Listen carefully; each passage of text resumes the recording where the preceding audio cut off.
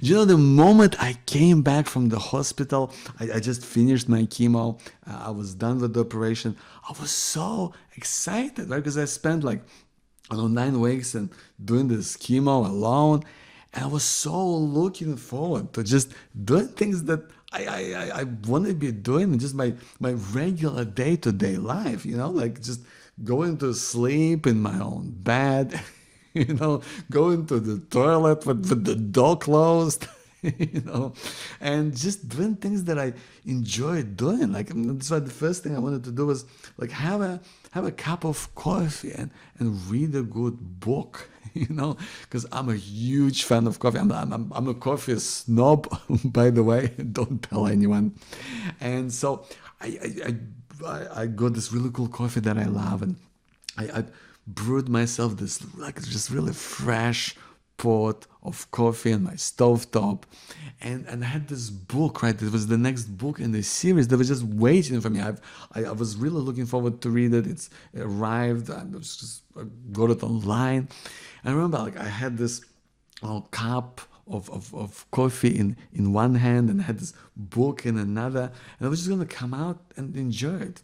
And I don't know if you can see this, but yeah, where we live, like from in this house, we got like this swing bench, right? It's just like a stone's throw away from the porch. And so I was just gonna sit there because it was a beautiful kind of summery day, and so I remember coming out on the back porch with coffee in my hand and a book. I remember all of a sudden I felt like my head just started spinning.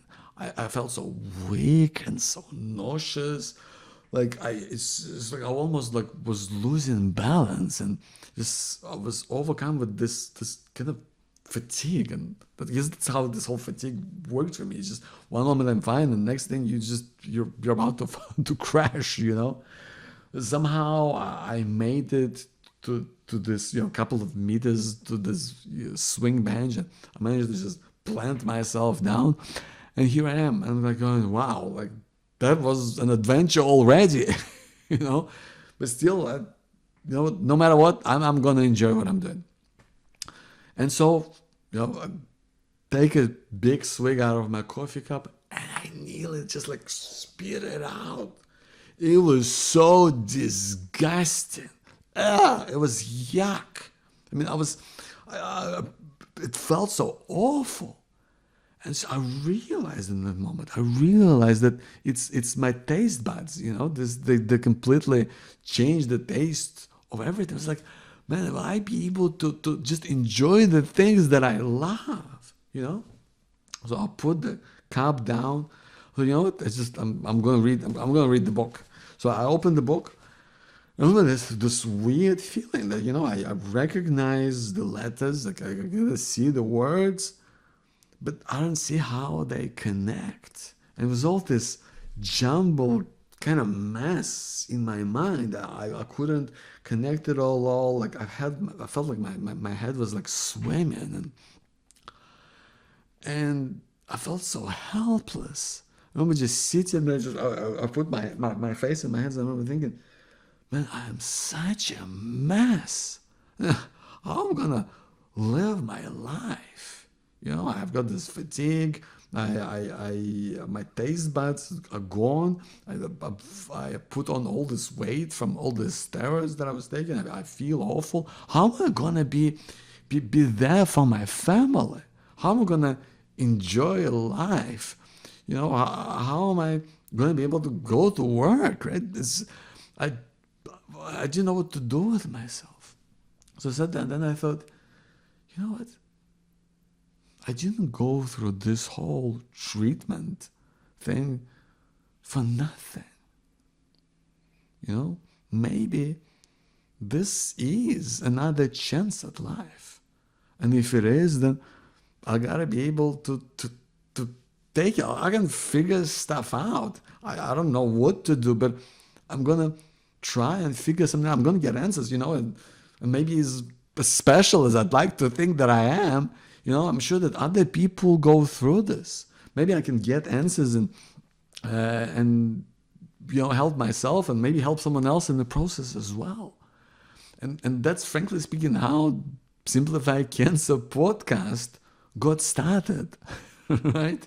It's just how it started with me wanting to get answers, and I didn't know it would help so many people. I didn't know it would lead to these incredible opportunities and really just transform my life and the lives of others.